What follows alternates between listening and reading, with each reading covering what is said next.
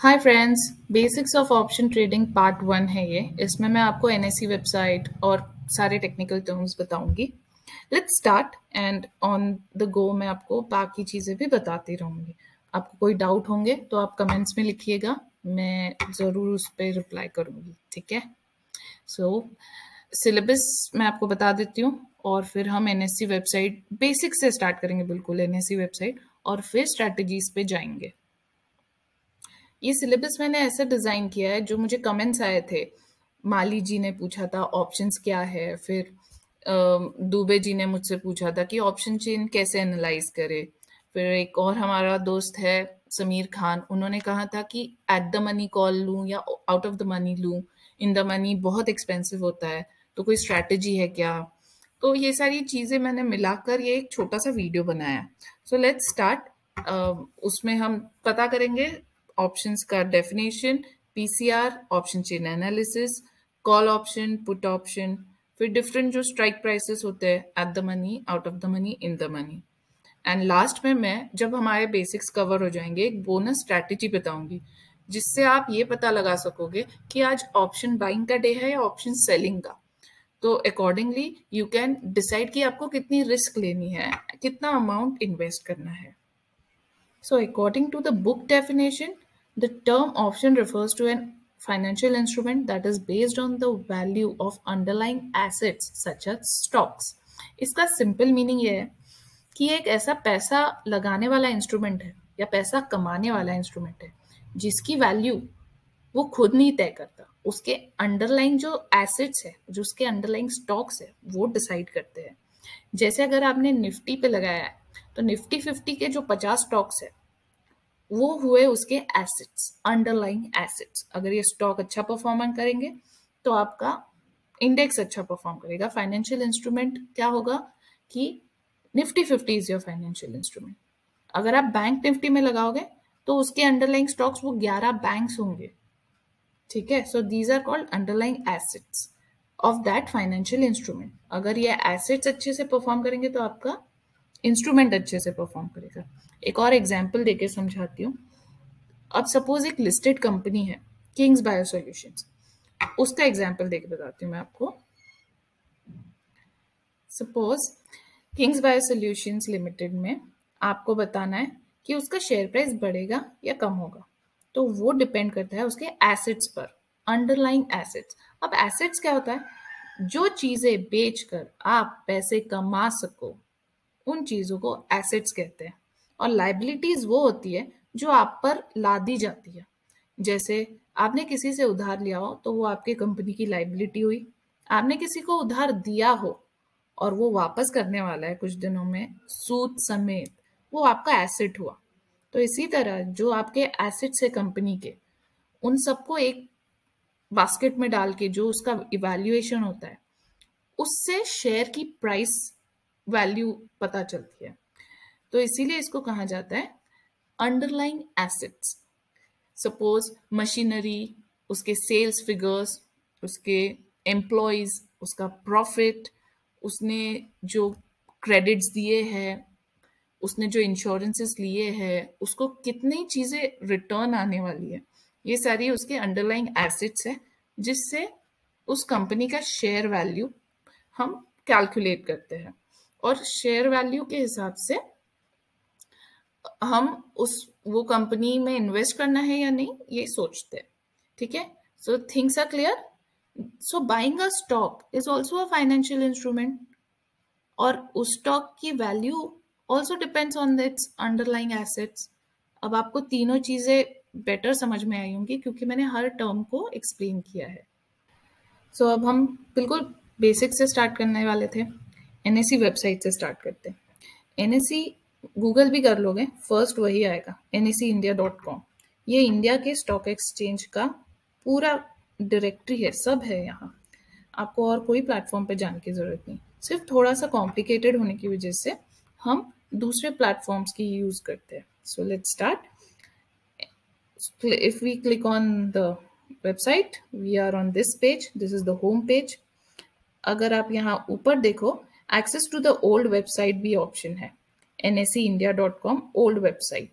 वहाँ क्लिक करोगे तो आप ओल्ड वेबसाइट पे जाओगे, वहां आप लाइव मार्केट पे क्लिक करो, प्री ओपन मार्केट देखो। अब आप सोच रहे होंगे प्री ओपन मार्केट क्यों देखना? ताकि आप मार्केट ओपन होने से पहले 9 से 9:15 के बीच में ही पता कर सको कि आज एडवांसेस कितने हैं 50 में से और डिक्लाइंस कितने हैं निफ्टी 50 के। उससे आपको एक रफ आइडिया आ जाएगा आज किस डायरेक्शन में मार्केट होगा, उसका ट्रेंड क्या हो सकता है। एंड देन यहाँ आप देख सकते हो 18 एडवांसेस है, 23 डिक्लाइंस है, 9 अनचेंज्ड है। तो जनरली जब अनचेंज ज्यादा होना तो उस दिन समझ लो साइडवेज होने की संभावना है। एडवांसेस ज्यादा हो तो समझ लो आज अपवर्ड ट्रेंड है, डिक्लाइंस ज्यादा हो तो समझ लो आज डाउनवर्ड ट्रेंड है। यहाँ 17,428 है विच इज 37 पॉइंट्स डाउन। कल जहां बंद हुआ था ना मार्केट उससे 37 डाउन ये चालू हुआ है, मतलब प्री ओपन हुआ है। अब सेटल होता है प्री ओपन 9 से 9:15 के बीच में चीजें कवर अप हो जाती है, लेकिन एक पता चलता है कि आज गैप डाउन खुलेगा या गैप अप खुलेगा। इसीलिए you should always have a look at the pre open data. So मैं यहाँ पे nsindia.com पे आई हूँ वापस। आफ्टर 9:15 यहाँ पे आपको डेट दिख रही होगी, आज की डेट है एंड 15:33 दैट इज दोपहर के 3:30 IST के हिसाब से ये क्लोज हुआ है। तब तक it was active.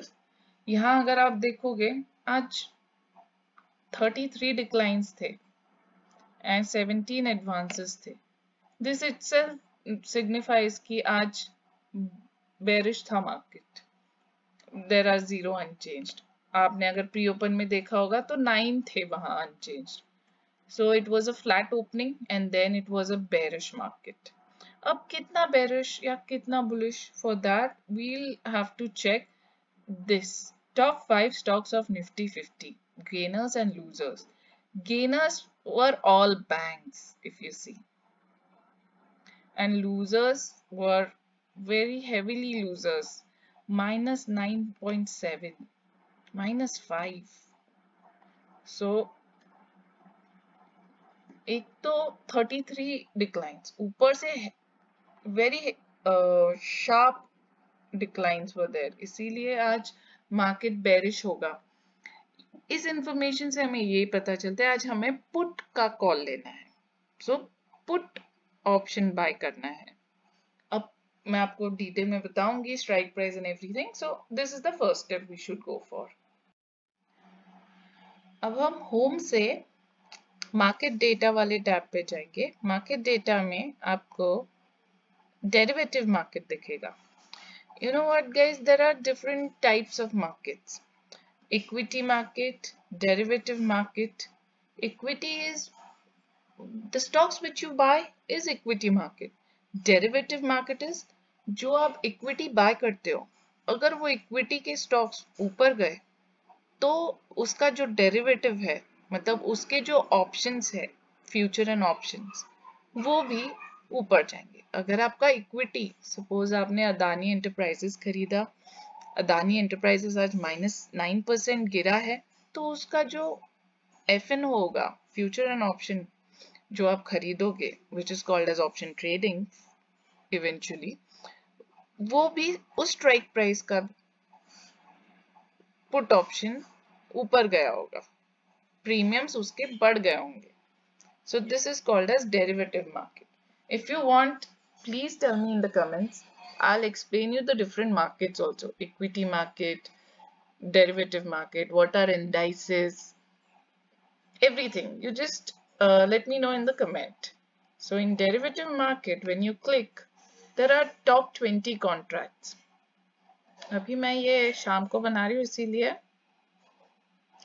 the market is closed. Else यहाँ पे आपको live data मिलेगा, हर 3 seconds में refresh होता है। Now how to use this table is the main part of learning option trading. So किन किन चीजों की option trading आप कर सकते हो? आप बैंक निफ्टी में कर सकते हो, फिन निफ्टी के इंडेक्स में कर सकते हो, निफ्टी में कर सकते हो। Okay, so keeping that in mind,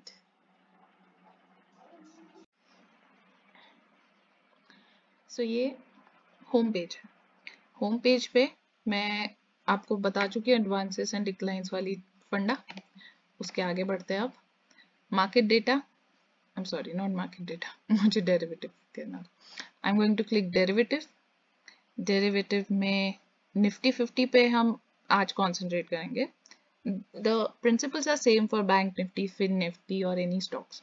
मैं आपको जो बेसिक्स फंडे है वो बताने की कोशिश कर रही हूँ, वो समझिए कि भाई कॉल क्या होता है, पुट क्या होता है, ये चीजें आप समझिए। अब मैं आपको 2 मिनट में एक बता देती हूँ, ठीक है। कॉल क्या होता है, ये जो स्ट्राइक प्राइस है निफ्टी की, इसको राउंड फिगर करके आप समझिए ये है 17,000 सपोज। तो 17,000 के ऊपर जाने वाला है जब आपको लगे तो आप कॉल ऑप्शन लोगे, दैट इज सीई। और अगर आपको लग रहा है कि 17,000 के नीचे ही रहेगा तो आप पुट ऑप्शन लोगे, विच इज पीई। ठीक है, clear with this? Now next concept. तो अब मैं यहाँ निफ्टी पे क्लिक कर रही हूँ, 16,900। अब इस पेज से हम जाएंगे ऑप्शन चेन पे, ठीक है। यहाँ ऑप्शन चेन में आप देख सकते हो, यहाँ येलो कलर है इस तरफ, यहाँ इतना येलो है, उप्स सॉरी नहीं होगा सिलेक्ट। ये येलो कलर है लेफ्ट में और राइट में व्हाइट कलर है। ऐसा ही कंटिन्यू है यहाँ तक। अब यहाँ तक ही क्यों?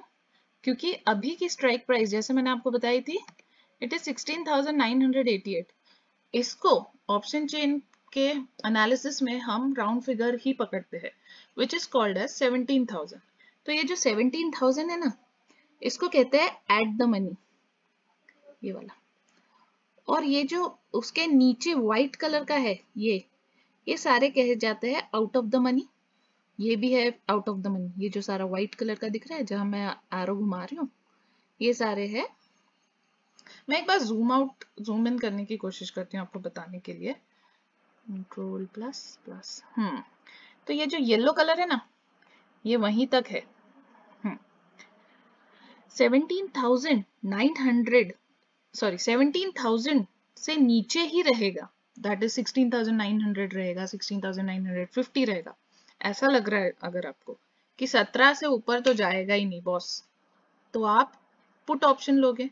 अब कौन से स्ट्राइक प्राइस का लोगे? आपको अगर कहना है कि 17,000 के नीचे, तो ये व्हाइट लाइन पे आ रहा दिखा, तो अगर आपने यहाँ का स्ट्राइक प्राइस का लिया, 17,000 के स्ट्राइक प्राइस का लिया ना, तो इसको आप एट द मनी बोलोगे। अब एट द मनी क्यों? क्योंकि अभी स्ट्राइक प्राइस निफ्टी की ये ब्लू कलर की, ये वही है ना। तो जो निफ्टी की स्ट्राइक प्राइस है, उसी स्ट्राइक प्राइस का अगर आपने कॉल या पुट ऑप्शन लिया, ये लेफ्ट साइड का सारा जो डेटा है ना, ये सारा कॉल का डेटा है ये, और ये जो राइट साइड का पूरा डेटा है, ये पूरा पुट का डेटा है। ठीक है, तो अगर आप चाहते हो कि मैं 17,000 के नीचे ही रहेगा मार्केट, इस चीज का पुट ऑप्शन लूं, तो उसके लिए आपको पता है कितने पैसे खर्च करने पड़ेंगे? वो बताता है ये LTP, लेटेस्ट ट्रेडेड प्राइस, और इसकी लेटेस्ट ट्रेडेड प्राइस है 107 रुपए। तो आपको 107 रुपए में एक मिलेगा, और ऐसा आपको 50 का लॉट खरीदना होता है। द रूल इज 50 के मल्टीपल्स में ही आप परचेज कर सकते हो। तो आपको जो प्रीमियम लगने वाला है, इसको प्रीमियम बोलते हैं, जितने पैसे आप इन्वेस्ट करते हो। सो 107 रुपए का एक मिल रहा है, तो 50 का लॉट खरीदने के लिए आपको 5,350 रुपीज लगेंगे। ठीक है, ये बात है 17,000 की हो रही है। ठीक है, ये जो व्हाइट कलर में है ना, ये line, this is called as at the money put option. Whereas अगर मैंने 17,000 के ऊपर पक्का जाएगा मार्केट, तो मैं कॉल ऑप्शन लूंगी। कॉल ऑप्शन के यहाँ देखो ये येलो लाइन है, पता है क्यों? इसको कहा जाता है इन द मनी ऑप्शन, क्योंकि अभी प्रेजेंटली 16,900 पे है मार्केट, यहाँ ये ब्लू कलर ऊपर। ठीक है, तो अब तक 17,000 के ऊपर गया नहीं है वो, तो it is called as in the money. तो 50 लेने के लिए आपको 5,700 रुपीज देने पड़ेंगे। फिर अकॉर्डिंगली अब ये मार्केट, ये जो ब्लू दिख रहा है, इसके ऊपर गया तो ये 114 का प्रीमियम बढ़ते बढ़ते 118 119 होगा, और अगर 16,988 है अभी, उससे नीचे गया तो आपका पुट का जो 107 रुपए का आपने प्रीमियम से खरीदा था वो बढ़ेगा, 109 110 112 हो जाएगा। ठीक है, so this is called as premium, strike price, in the money, at the money। अब आउट ऑफ द मनी क्या होता है बताती हूँ। ठीक है, आउट ऑफ द मनी